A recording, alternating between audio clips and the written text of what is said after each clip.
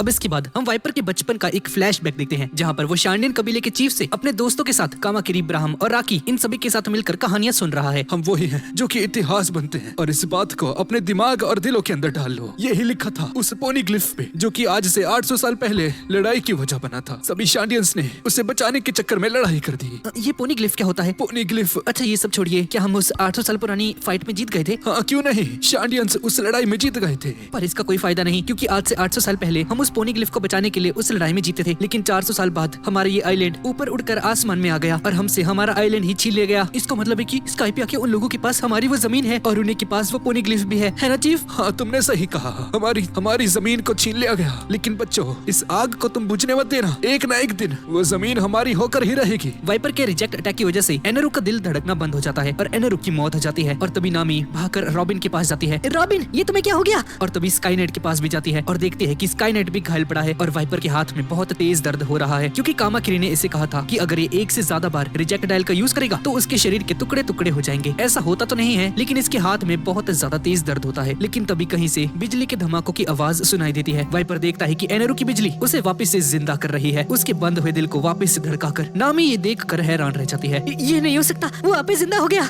और एनेरू देखते ही देखते वापस से खड़ा हो जाता है और वाइपर हार कर घुटनों के ऊपर बैठ जाता है। एनेरू अपने मुंह पर लगे हुए खून को पोंछते हुए कहता है, काफी अच्छे करतब दिखा लेते हो वाइपर। सी प्रिज्म स्टोन, हाँ उससे मुझे कुछ खास फर्क नहीं पड़ा। मैं जिंदा तुम्हारे सामने खड़ा हूँ। अरे ये तुम्हें क्या हो गया? तुम अपने घुटनों के ऊपर क्यों बैठे हो? तुम तो शिंडोरा के सबसे बहादुर सोल्जर हो ना। एक बहादुर सोल्जर को ये क्या हो गया? एनेरू वाइपर का बहुत ज्यादा मजाक उड़ाता है। अपना मुंह बंद रखो, मैं तुम्हें छोड़ूंगा नहीं।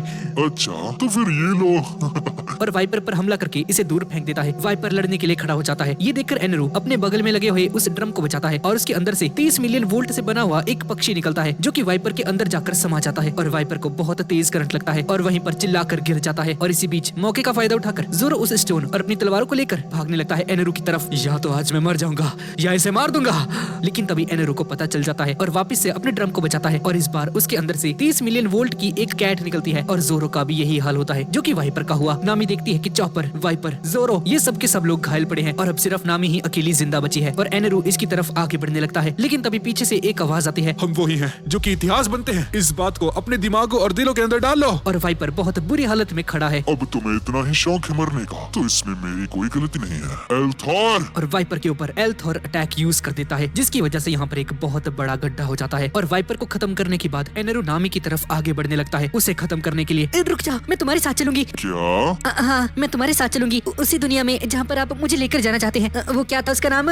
फेरीवर्थ। हाँ वही, मैं वहाँ पर चलना चाहती हूँ। और इस तरफ वाइपर बहुत ज्यादा जख्मी है। नामी अपने वीवर को उठाती है और एनेरू के पीछे पीछे चलने लगती है और एनेरू भी नामी को अपने साथ लेकर जाने के लिए तैयार हो जाता है। जहाँ पर हम जा रहे हैं वहाँ पर उस वीवर की जरूरत नहीं है। वैसे अगर तुम इसे लेकर आई हो तो ले चलो इसे। और नामी अपनी जान बचाने के लिए एनेरू के साथ चलने लगती है, सब लोगों को यहीं पर घायल छोड़कर। और एनेरू इसे जंगल के रास्ते से कहीं पर ले जाने लगता है। इसके बाद एनेरू जंगल के बीचों बीच एक बहुत बड़े गेट पर नामी को लेकर जाता है। अंदर आकर नामी देखती है कि ये किसी गुफा की तरह है और वहीं पर एनेरू समय समय पर नामी को बताता रहता है कि अब इसे डरने की जरूरत नहीं है। उसने एनेरू के सपने को चूज किया है, इसलिए एनेरू इसके साथ अब कुछ नहीं करेगा। और जब नामी को अंदर लेकर आता है तो नामी सामने रखे जहाज को देखकर हैरान रह जाती है। तुम्हारा यूं हैरान होना जायज है, क्योंकि ये कोई मामूली जहाज नहीं है। ये एक बिजली से चलने वाला जहाज है। इसे मैं अपनी बिजली से चला सकता हूँ और ये हवा में भी उड़ता है। एक सेकंड, अगर ये हवा में उड़ता है तो मैं इसे बाहर नहीं भाग पाऊंगी। मैंने इस जहाज को बनाने में एक ऐसे मटेरियल का यूज किया है जो कि मेरी बिजली को कंडक्ट कर सकता है। ये जहाज मेरी ही बिजली से चलने वाला है।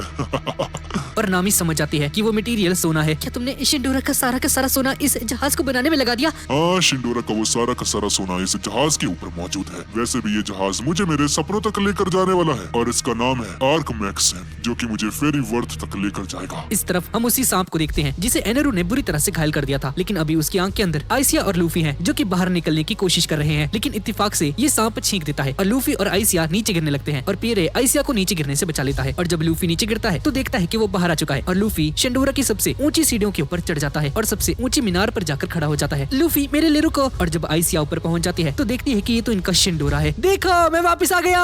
लेकिन लूफी को सुनने वाला यहाँ पर कोई भी नहीं बचा है, क्योंकि लूफी जिस नजारे को अपनी आंखों से देखता है उसे देखकर लूफी जल्दी से नीचे आ जाता है। लूफी, कहाँ जा रहे हो? लूफी भागकर जोरो के पास जाता है और जोरो को उठाने की कोशिश करता है। जोरो, ये तुम्हें क्या हुआ?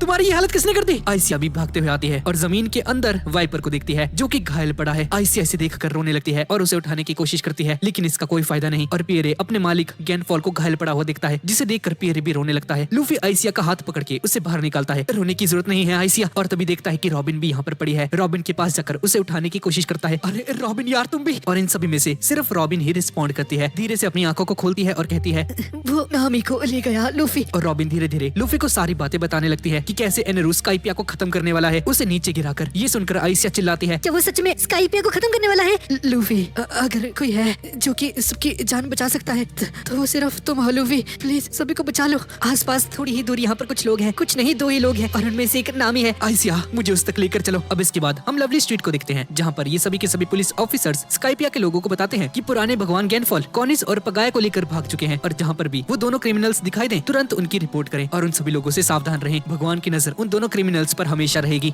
हाँ उन दोनों को तो पकड़ना ही चाहिए। लेकिन तभी एक पुलिस ऑफिसर आता है और अपने लीडर को बताता है सर जी, लगता है कॉनिस यहाँ पर पहुँचने वाली है। वो हमारे पुलिस ऑफिसर्स को बंदरगाह पर आती हुई दिखाई दे रही है। ये सुनकर इन सभी पुलिस ऑफिसर्स का लीडर डर जाता है। क्या वो यहाँ पर आ रही है? उसे यहाँ पर आने से रोको, मैं जल्द से जल्द वहाँ पर पहुँचता हूँ। और यहाँ एंजल बीच पर सभी पुलिस ऑफिसर्स ऑलरेडी तैयार हैं और कॉनिस के ऊपर तीरों से निशाना लगा रहे हैं। लेकिन कॉनिस इनके तीरों को डॉज करते हुए तेजी से आगे बढ़ रही है और कॉनिस हद से ज्यादा गुस्से में होती है। ये पुलिस ऑफिसर्स चाकू निकाल लेते हैं। आने दो इसे, मैं देखता हूँ। मेरे रास्ते से हट जाओ। और अपने व्यूवर की रफ्तार को बढ़ा देती है। क्या ये लड़की पागल हो गई है? ये हम सबको मारना चाहती है। यहाँ से भागो। और सभी पुलिस ऑफिसर्स यहाँ से भागने लगते हैं और पुलिस वालों का लीडर भी यहाँ पर पहुँच जाता है। अरे यार साइड हट जाओ, मुझे देखने दो वो लड़की कहाँ पर गई है। लेकिन तभी कॉनिस इसके सामने आ जाती है और आते ही अपने वीवर को उछाल देती है और पुलिस लीडर इस वीवर का शिकार हो जाता है और इससे टकराकर दूर जाकर गिरता है और कॉनिस को रियलाइज हो जाता है कि इसका एक्सीडेंट हो चुका है। मुझे माफ करना, मेरा ऐसा कोई इरादा नहीं था। और वीवर से कूद जाती है। लेकिन उस वीवर से कूदने के बावजूद भी ये वीवर तेजी से आगे जाकर उस पुलिस ऑफिसर से फिर से टकरा जाता है और उसे दीवार में घुसा देता है और कॉनिस को बंदूक के साथ देकर बंदरगाह पर मौजूद सभी लोग हैरान रह जाते हैं।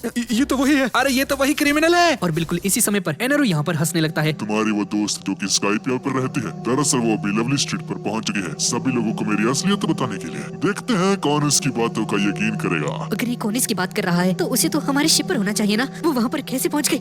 एनेरू जी, वैसे जिस पावर को आप मंत्रा कहते हो वो काम कैसे करती है? क्या आप किसी भी इंसान को पहचान सकते हो इतने दूर बैठे हुए भी? मंत्र पावर, हाँ, दरअसल इतनी ज्यादा ताकतवर नहीं है कि किसी इंसान को पहचान सके, इसलिए मैं अपनी बिजली की ताकत का इस्तेमाल करता हूँ रेडियो वेव्स के जरिए लोगों की बातें सुनने के लिए। और जब मुझे लगता है कि वो लोग मेरे खिलाफ बातें कर रहे हैं, मैं तुरंत उन्हें मार देता हूँ। लेकिन तभी एनेरू को मंत्र का यूज करके अपनी तरफ आते हुए कुछ लोग महसूस होते हैं। ये मेरा वहम नहीं है, ये सच है। यहाँ पर कॉनिस बंदरगाह पर मौजूद सभी लोगों को कुछ बताने की कोशिश कर रही है। अरे ये तो वही लड़की है ना। ये तो वही लड़की है ना। ये तो पगाया की लड़की है ना। ये तो क्रिमिनल है। जाओ यहाँ से। अरे ये तो वही लड़की है ना। यहाँ से चले जाओ। यहाँ की लड़की है ना। जाओ यहाँ से। ये तो वही लड़की है ना। इनमें से कोई भी कॉनिस को बोलने का मौका तक नहीं देता है। लेकिन तभी एक पुलिस वाला कॉनिस पर हमला कर देता है। अब तुम नहीं बचने वाली। लेकिन तभी कॉनिस अपनी बजूका को निकालती है। और गाइस ये कॉनिस की मूछें क्यों रखी है भाई, कितनी अजीब लग रही है। क्या है लिप्स पे इसके? कॉनिस उस बजूका को रीलोड करके उस पुलिस वाले के ऊपर तान देती है। मुझसे दूर रहो, समझे? और उस चाकू को भी दूर रखो।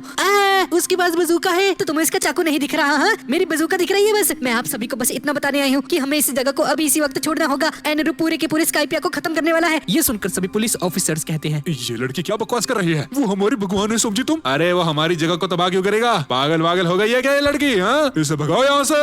चली जा ए लड़की, चली जा। पगाए की लड़की पागल हो गई है, भाग जा। तुमने हमारे भगवान का मजाक कैसे उड़ाया? हाँ? और एक बच्चा के मुंह के ऊपर टमाटर फेंक देता है। कॉनिस खुद को शांत करती है और अपनी बंदूका को नीचे गिरा देती है। एक सेकंड, उसने अपने हथियार को नीचे फेंक दिया। कॉनिस एक गहरी सांस लेती है और चिल्लाती है, मैं एनेरू को भगवान नहीं मानती। अरे ये इसने क्या कह दिया? अब ये गई। ये सुनकर सभी लोग अचानक से डर जाते हैं। अरे यार ये लड़की पागल हो गई है। अरे बेटो इसे ये नहीं कहना चाहिए था, अब ये मर जाएगी। और ये सभी लोग कॉनिस से बहुत ज्यादा दूर चले जाते हैं और इंतजार करते हैं कि कब कॉनिस के ऊपर भगवान की बिजली गिरेगी और इसकी मौत हो जाएगी। लेकिन बहुत देर हो जाती है और कुछ भी नहीं होता है। कोई फायदा नहीं है दूर जाकर। वो हम सभी को एक साथ मारने वाला है स्काइपिया को खत्म करके। जब हम सभी को एक साथ ही मारना है तो मुझे अकेले को पहले मारकर क्या करेगा वो? एनेरू की ये असलियत उसी की टीम के एक मेंबर ने मुझे बताई है और मेरे पापा पगाया मेरी जान बचाते हुए मारे गए। इसलिए मैं आप सभी की जान बचाने यहाँ पर आई हूँ। हमें हमारी जान बचाने के लिए जल्द से जल्द क्लाउड एंड तक पहुँचना होगा और जब हम क्लाउड एंड तक पहुँच जाएंगे तो वहाँ से हम एक बोट को लेंगे और बोट लेने के बाद हम नीले समुद्र में चले जाएंगे। पूरा नीले समुद्र में रहेंगे कैसे? हमने तो वो देखा तक नहीं है। हम तो यहाँ ऊपर रहने के लिए बने हैं। नीले समुद्र में रहना मरने से बेहतर है। और कॉनिस के इतना समझाने के बाद कुछ लोग इसकी बातों पर यकीन करने लगते हैं। लेकिन अभी भी कुछ लोग बोलते हैं कि शायद भगवान अपना मन बदल ले और उन्हें माफ कर दे, या क्या पता आखिरी में कोई चमत्कार हो और इन सभी की जान बच जाए। ये सुनकर कॉनिस को बहुत ज्यादा गुस्सा आ जाता है। अपनी बंदूका उठाती है और आसमान में चिल्ला देती है, तुम लोग अभी भी चमत्कार का इंतजार कर रहे हो? सपने मत देखो, कोई चमत्कार नहीं होने वाला। एनेरू के पास बहुत ज्यादा ताकत है और उसका निशाना ये पूरा का पूरा स्काइपिया है। वो तुम सभी को खत्म करने में देर नहीं लगाएगा। हम बहुत सालों से देखते आए हैं, वो लोगों को मारने में जरा सा भी संकोच नहीं करता है। अगर तुम्हें अपनी परवाह नहीं है, कम से कम अपने बच्चों के बारे में सोचो। वो सभी लोग मारे जाएंगे और हाँ, वो कोई भगवान नहीं है। ये सुनकर सभी लोग डर जाते हैं और कॉनिस उसकी सारी बातें भी मान लेते हैं। यहाँ से भागो, ये लड़की सच कह रही है। हम सबकी जान खतरे में है। ये सभी लोग अपने घर की तरफ चले जाते हैं सामान पैक करने के लिए। तब जाके कोनिस को शांति मिलती है। आखिरकार ये लोग समझ ही गए। लेकिन तभी कुछ लोग कोनिस के पास आते हैं जो कि किसी न किसी तरीके से डिवाइन टीम से जुड़े हुए हैं। किसी का बेटा डिवाइन टीम में है और किसी का पति, किसी का भाई। मेरे बेटे का क्या होगा? वो उसी के लिए काम करते हैं। वो क्लाउड एंड तक कैसे पहुँचेंगे बेटी? और कोनिस इसका कोई भी जवाब नहीं देती है क्योंकि कोनिस जानती है कि वो सभी लोग मर चुके हैं एनेरू के हाथों से, क्योंकि उनसे काम पूरा हो चुका था। और कोनिस इन्हें कोई भी जवाब नहीं देती है। मेरे बेटे का क्या होगा? बताओ मुझे, चुप क्यों हो? लेकिन तभी पुलिस वालों का लीडर कोनिस के सामने आ जाता है और उसे बचाता है और कहता है, आप लोग चिंता मत कीजिए, ये जिम्मेदारी हम पुलिस वालों की है और मैं व्हाइट ब्रेड्स का लीडर वादा करता हूँ हम उनसे जल्द से जल्द कांटेक्ट करेंगे और कांटेक्ट करने के बाद उन्हें भी क्लाउड एंड तक बुला लेंगे। अब सभी लोग जाओ और अपना सामान पैक करो, बेफिक्र रहिए। तुम्हारा शुक्रिया। मैं जानता था एनेरू ऐसा ही आदमी है, लेकिन मैं 6 सालों तक चुप रहा। मैं कुछ नहीं कहा क्योंकि मैं स्काइपिया का हाल भी बिरका स्काई आइलैंड जैसा नहीं देखना चाहता था। बिरका स्काई आइलैंड, ये तो वही आइलैंड है ना? हाँ, 6 साल पहले वो आइलैंड तबाह हो गया था। असल में ये कमीना एनेरू उसी आइलैंड से आया है। इस कमीने ने खुद के ही आइलैंड को तबाह कर दिया और यहाँ पर आ गया स्काइपिया के ऊपर। मैंने भी इसे कुछ नहीं कहा, बस इसके ऑर्डर्स को मानता रहा। इसे भगवान भी बुलाया, लेकिन ये सब मैंने स्काइपिया को बचाने के लिए किया। लेकिन आज इसने अपनी औकात दिखा दी है। मैं इसे स्काइपिया को खत्म करने नहीं दूंगा। वो अपने आप को समझता क्या है? आपको तो ये सब कुछ पता था, लेकिन आप 6 सालों तक ये सब कुछ सहते रहे स्काइपिया को बचाने के लिए। हाँ, आप एक सच्चे हीरो हो सर। ठीक है, मुझे जाना होगा अपर यार्ड में। दरअसल मैं अपने दोस्तों को एक शिप के ऊपर घायल छोड़कर आ रखी हूँ। यहाँ पर लूफी तेजी से भागता हुआ जा रहा है आइसिया और पियरे को साथ में लेकर एनेरू को मारने के लिए। एनेरू, ये तुमने अच्छा नहीं किया। लूफी भैया आगे से राइट लीजिए। सामने वो बड़ा सा गेट है क्या? वहीं पर? हाँ, वहीं पर। वहाँ पर 2 लोग हैं। ठीक है, मैं तैयार हूँ। ये हो क्या रहा है? कुछ लोग बच गए? मैंने वहाँ पर मौजूद सभी लोगों को खत्म कर दिया था। एक सेकंड, क्या कुछ लोग बच गए? और एनेरू को याद आता है कि वहाँ पर एक सांप भी था जिसके अंदर लूफी, आइसिया और पियरे थे, क्योंकि इसे बार बार अपने मंत्र से पता चल रहा है कि कुछ लोग इसके पास आ रहे हैं। और तभी लूफी इसके सामने पहुँच जाता है। एनेरू, बाहर निकल। वो आ गया लूफी। और लूफी आर्क मैक्सिम के बिल्कुल नीचे है और एनेरू और नामी आर्क मैक्सिम के ऊपर है। और लूफी एनेरू की तरफ देखकर कहता है, तो तुम ही हो वो जिसे लोग एनेरू कहते हैं। एनेरू लूफी को गुस्से में देखने लगता है। तुमने मेरे दोस्तों के साथ क्या किया? आइसिया और पियरे भी लूफी को छुपकर देख रहे हैं। क्या लूफी सचमुच इसके साथ फाइट करने वाला है? और नामी ऊपर से लूफी को संभाल के रहने के लिए कहती है और एनेरू गुस्से से नामी को दिखता है और नामी डर के मारे चुप हो जाती है। एनेरू देखता है कि लूफी इसकी तरफ ऊपर की तरफ आ रहा है अपने हाथों को बड़ा करके। अच्छा, तो ये कोई आम इंसान नहीं है। हाँ, लगता है ये कोई पैरामीशिया टाइप का डेविल फ्रूट यूजर है। और लूफी ऊपर एनेरू के पास पहुंच जाता है। तो चलो फिर इसे शुरू किया जाए। और लूफी आर्क मैक्सिम के ऊपर एक छलांग लगाता है, लेकिन उससे पहले ही एनेरू अपनी बिजली से लूफी पर हमला कर देता है। नहीं। एनेरू अपने हाथ को आगे कर कहता है। तो ये खेल यहीं पर खत्म होता है। लेकिन एनेरू देखता है कि लूफी को कुछ भी नहीं हुआ है और सही सलामत उसके सामने खड़ा हुआ है। तो तुमने उसे डॉज कर लिया? हाँ, नहीं, ये नहीं हो सकता। मैंने अपनी आंखों से देखा, लूफी ने उसे डॉज नहीं किया। एनेरू अपने साइड में लगे हुए एक ड्रम को बचाता है और एक बिजली का ड्रैगन भेजता है लूफी की तरफ। और वो ड्रैगन वाइपर और जोरो की तरह लूफी के अंदर समा जाता है, लेकिन लूफी को इससे भी कुछ भी नहीं होता है। और तभी एनेरू अपनी जगह से टेलीपोर्ट हो जाता है और लूफी के पास जाकर उसके सर पर हाथ रखकर कहता है, 1 मिलियन वोल्ट की बिजली, अब इससे बचकर दिखाओ।